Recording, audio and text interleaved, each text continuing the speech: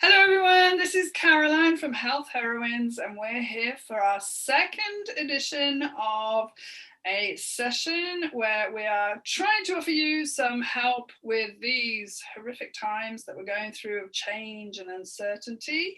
So welcome to edition 2 of Health Heroines. How are you today, Marie? I'm great, thank you. Hello, Caroline, and hello, everybody, and welcome everyone to our second session, as you said, and to, I'd say, exciting times as well, because things are happening and we have opportunity to change. So, let's take that opportunity and see what we can do with it, and what we can do today. So I hope you're all well who are listening, and thank you for listening in, because I'm sure you have loads of things to do and you're here. So thank you. Okay, so what we're going to do is always tune into what's going on collectively. So once again, Marie, what has been going on or coming up for you in sessions during the week with your clients? Well, I've heard, like you and I talked about the other day, actually, that a lot of people feel hopeless. They sort of feel as if they have lost hope a little bit. And also, I have got a lot of muscle pain, nearly as if you have been training or working out, but you haven't, but your muscles feel as if you have been working out. So is that something that resonates with you? Yes, completely. For me, it's more losing hope. So hopelessness and losing hope, but also, I mean, as soon as you said muscle ache, I was like, oh, that's exhaustion. So maybe there's a bit of exhaustion setting into the collective, because this has been going on for so long now and everybody's a bit confused and it's exhausting. So let's maybe do the session on hopelessness with a side portion of exhaustion going on. Shall we do that? Sure. Okay, do you want to start or shall I? I can start this time. Okay. So I'm just going to tune in to the collective.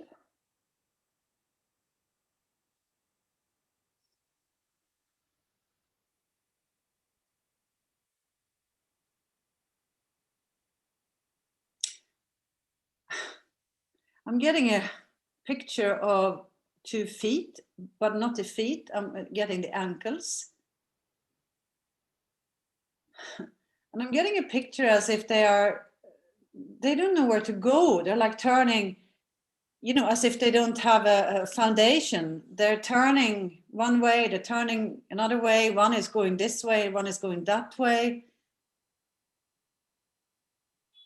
So I feel I want to go into the ankles and I want to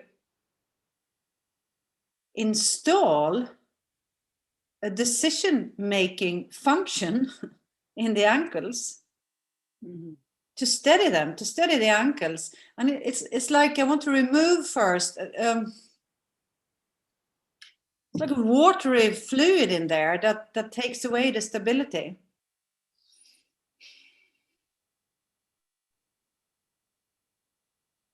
And strangely enough, I want to remove that watery fluidy thing by doing hydration on both ankles. Okay. It's like the watery fluid is there, it's stuck there, and if we do a hydration, it starts flowing and we can get a stability into the ankles instead, which will make it easier for us to make decisions, to see where we're going. And I'm linking this to,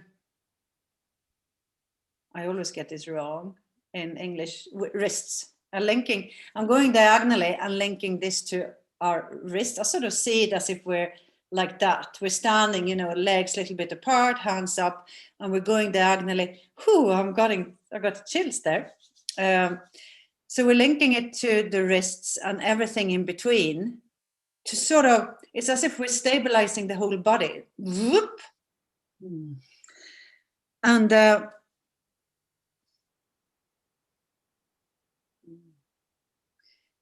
in the wrists, once we've done that, I'm going sort of straight to our small intestine or intestine. And I want to enhance the ability of knowing what is good for us and what does not serve us. Thoughts come in big, but also it's like things on the outside. I nearly want to brush things off. You know, what's good for me to take in? Is it good for me to be in this environment? Is it good for me to listen to this? Is it good for me to do this, to eat this, to whatever? So we're in the small intestine where we're enhancing the decision making.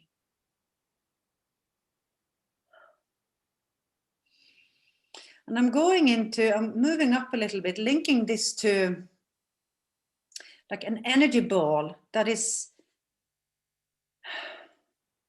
in our diaphragm. It's like, and it's an energy ball eating away on our, eating away on our emotional energy. Actually, I'm seeing this like, you know, the way you sometimes draw like a virus or a germ, like they're alive and little spikes and whatever on them. I'm seeing it like that, as if there is a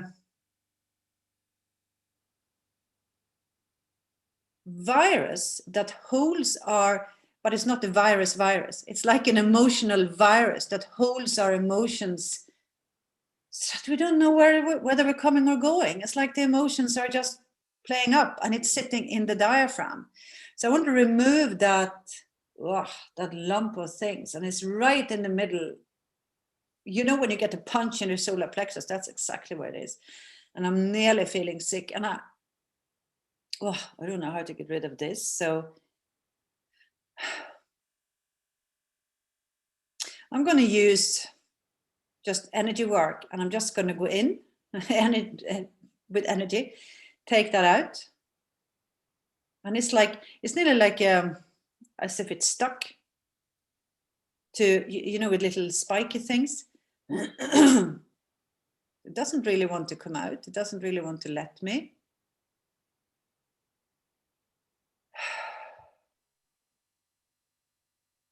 Hold on. Okay. So I'm going to burn this in a little candle that I have lit. Okay. And it feels easier to breathe. So I want to put all of that I have said in a parcel to make it work better together. And I want to hand it over to you. Thank you very much. I really, really felt that whilst you were doing that. Thank you. Okay, so do I need to do anything on the parcel that Marie has just handed me? I don't. So, yeah, sometimes when we're doing this work, it can really produce lots of yawns, tears, hiccups, burps. It's just tummy rumbling. It's just the energy processing. Okay, so where am I going? I am diving into a deep, very deep and narrow, like I'm diving headfirst into this pool, but it's going down, down, down. I feel like it's really old and deep. I'm in the right lung. And I feel as though I'm diving into centuries of misery and lives that have been led without purpose or hope. This is really a heavy, heavy feeling. And, you know, lives that were lost too young, let's say at war or suicide or just.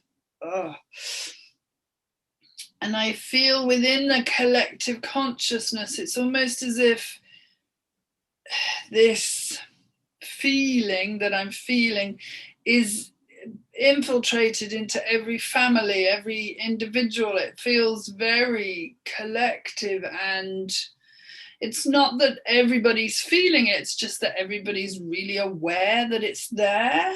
Wow. And while I am completely able to breathe underwater, which is great, it's almost as if I kept swimming, I would end up in Australia. You know what I mean? It just goes on and on and on. Okay, so why is this coming up today? So within the lungs, generally, we have the flavor, if you like, or the emotion of grief. And grief can have many different emotions attached to it. And I'm feeling that this, I'm hearing the word paralyzing. Okay, so this depth of pointlessness, hopelessness, helplessness, like a lot of really deep emotions, is within every conscious mind on this planet, because we are all connected. Wow. Okay. So what do I need to do? I feel as though this is a question of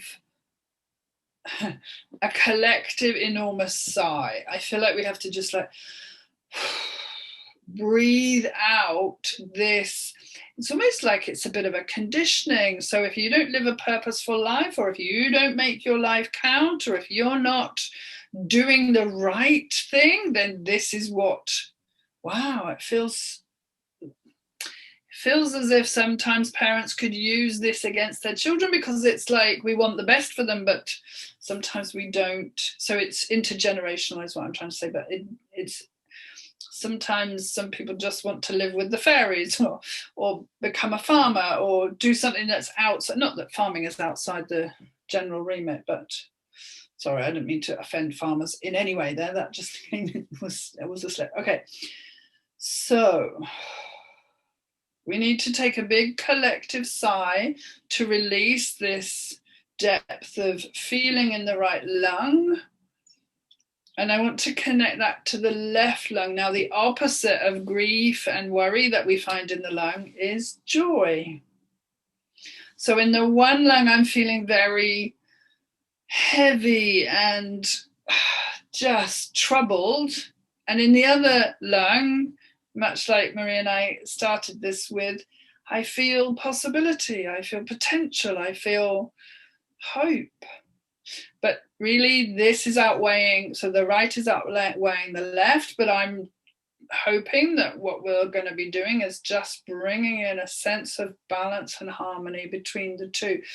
I think joy at the moment and hope and possibility are being shouted down, if you like. That's how I'm feeling it, by this underlying subconscious feeling of heaviness and pointlessness. Wow, that was okay. So bringing balance to the lungs, and I want to link that into all of the intestines. So we have small intestines, normal intestines, and then large intestines. And here I'm looking at how we process. So obviously those three things help us to get the nourishment out of our food, help us to release everything we don't need. But one of the things it does is help us to process life. It helps us to synthesize everything that's going on around us and make sense of life. And I think that's where, mainly in the intestines, I'm just feeling a sense of, it's not making sense, I don't understand, help, help, help. That kind of real cry for help that a small child has. If you see a lost child in the supermarket or something, it's very dilapidating. It's quite a disempowering feeling of like, what's going on, where's my mum, type thing. or father. So we really want to take that feeling of help, I don't know what to do, I don't know what's going on. And I feel that this is actually related to some of the food that we're eating. On a collective level, this isn't the platform to go into, you know, farming, but I'm feeling that a lot of the feelings that are coming from if we meat and things are really interfering with the processes that we have within our intestines of help, I don't know what I'm doing. So I want to really balance that and help to bring in more calm, more sort of understanding my own wisdom, that kind of inner voice that probably does know the answers. So really bringing that and calm into that feeling of help, I don't know what I'm doing. Wow. So all of that is in a parcel. Is it linking anywhere? No. And I'm passing that back to you. Oh, I could feel that in my lungs. Yeah. That was quite heavy. Okay. Thank you. So, do I need to do anything more on what Caroline has just done? No, definitely not. Do I need to link that to anything? No, I don't. But all of a sudden, I nearly started. I think it's sort of the residue of yours. I got very tearful. So I want to work. I very often do this. I work parallel to, you know, I get what Caroline has done now is a formula, and what I did before that is a formula. And now I want to work on a formula that's going to work parallel to these two. And I'm getting like muscles and I get muscles and fat and skin, like all that, nearly like the layers. You know, if you look at our skin, there are different layers of fat and muscles and whatever. And they're trembling because we're looking for protection from outside and we're not getting it. Oh, and I'm linking this to something in the environment. I'm getting like loads of people who are just looking everywhere. What am I going to do? Where am I to turn to? And I'm seeing loads of gadgets. I'm seeing phones. I'm seeing like mobile phones, computers, gadgets. And it's like the more gadgets we take in to make things go faster, the less time we have. I don't know. That's weird, but that's how it feels.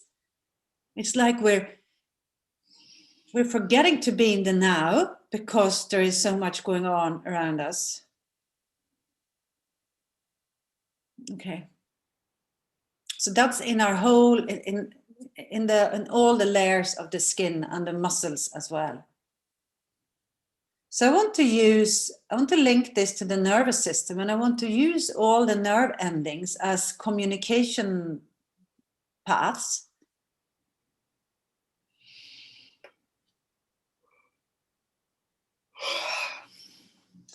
And I'm linking this to, I don't really know what to call this, to a light that goes straight from above our head, straight through us. It's thick, it's like that, nearly like the thickness of our head, comes straight down through our whole body. And it's like a light of protection. So I want to, with the nerve endings, send that light out to every nerve, use the nervous system and send it out to every part of the body.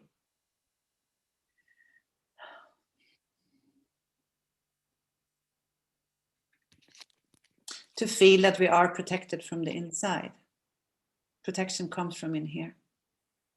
And I want to link this to the general consciousness, the consciousness of the collective. And I want to go into the individuation, to the very inner part of the collective's heart. And there I want to look at just the aspect of time. And the way it's like, I get this thing again about the now. We forget to be in the now. We always have one foot in the future and one in the past, and we forget to be right here and now. And I get that light again. It's as if that light is stabilizing us to be in the now. And I don't know whether I hear it or something, but it's like patience is a word that a lot of people don't like, but it's like patience just disappears because time and space just disappears when we're in this light.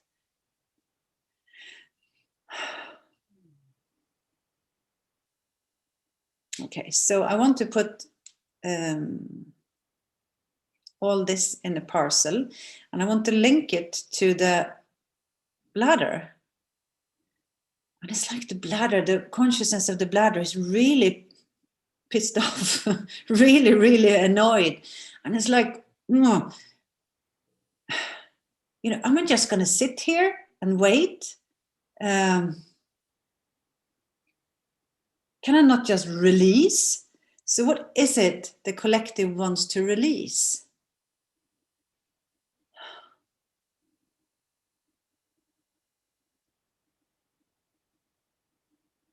I'm getting Caroline's joy again. So if we release the belief that or the need to control the things around us, and instead turn that, I'm really getting repetitive here, but we're turning that into that white light, because that white light, then that's all we need to control. That's all we need to be in. And then we can it's like the bladder is just emptying itself, because we can just leave all control issues that we have. I want him to do that. I want them to say that. I want that to happen. I want this to happen. We're just flushing that out. And again, linking all that with our individuation, as it's called, our very inner part of our heart. And it's like a satellite of joy going around the heart. And it's like going, the way you draw circles around a sphere, and it's like that. It sort of covers it in every direction. And I'm nothing more there. So I'm handing my parallel formula over to you. Thank you. That was divine. So when you said pissed off in the bladder, I had a very strong link from that element into our subconscious collective mind. And whether what I'm just about to say annoys you or resonates with you, I'm going to invite you to be open-minded to this. But within our collective consciousness in the subconscious mind, we are really starting to wake up to the fact, I believe, so a lot of the pissed offness that resonated with me in the bladder, to how much we have given our power away to doctors, to dentists, to politicians, to the church. I feel that we have lost our sense of self because, the education system, and then like later on in life, it feels as though there are very few avenues in our life where we can say, that's not what I want. And I'm getting a very strong, and what I'm talking about is when we do what we're told to conform within society because that's nice for everybody else, but actually there's no room for individuation, there's no room for freedom of choice, there's no room for freedom of speech. And I'm getting in our collective subconscious mind a real sort of, it's like a seed has been planted. And when you plant a seed, sometimes it does nothing for months, sometimes years. But I'm just seeing the sort of coming up the first, what we call cotyledon, which is the very first indication that the plant the roots have grown and it's time for the idea to come to fruition. And I'm getting goosebumps about this. So this feels as though within the collective subconscious, if not everybody's standing up saying, no, I don't want this, there is a awakening, a stirring, and a kind of understanding that in order to be powerful, I have to take back my power. That's how I want to say that. So what do I need to do to help that? Nothing. We just needed to identify that. And then I want to link that back into my amygdala. Or rather, sorry, when I say my, I mean the collective amygdala.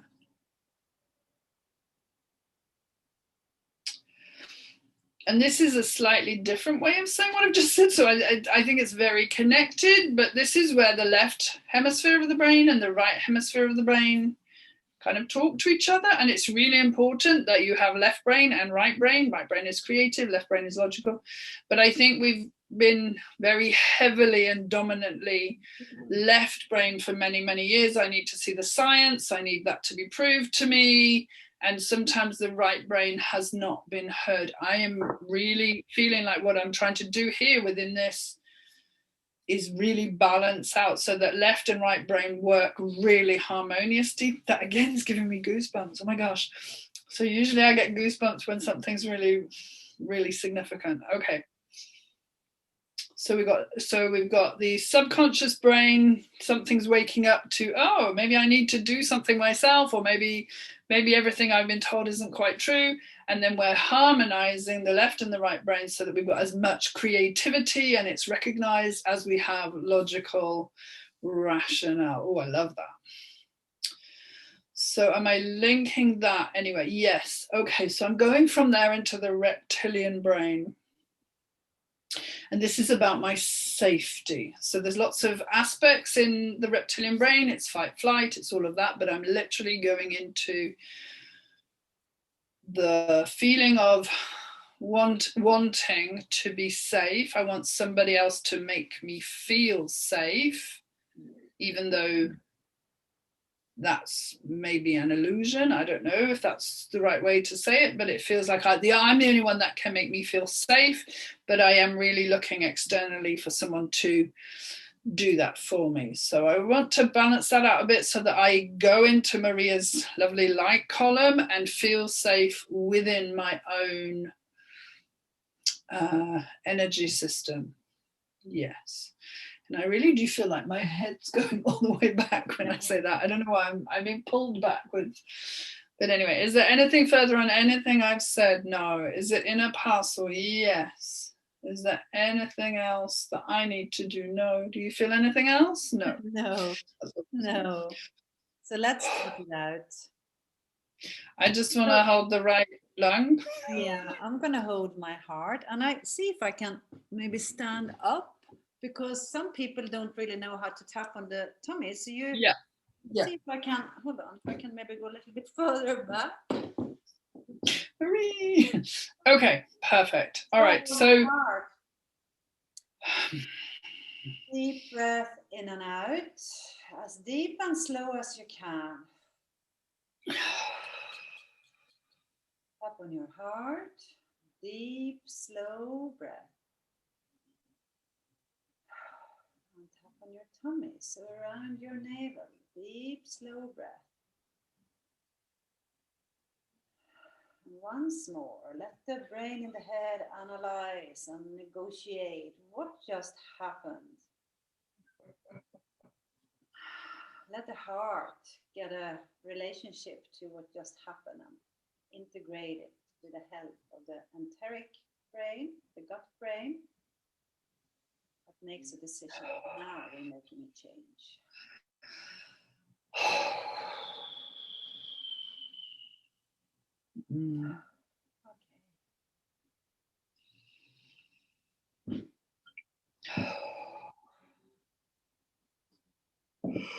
Okay. Yes, I'm ready to yawn too. I can go to sleep for a while. I did feel a very huge sigh, so I feel like that happened in the last round of tapping, so that felt really amazing. Yeah. Okay. Wow.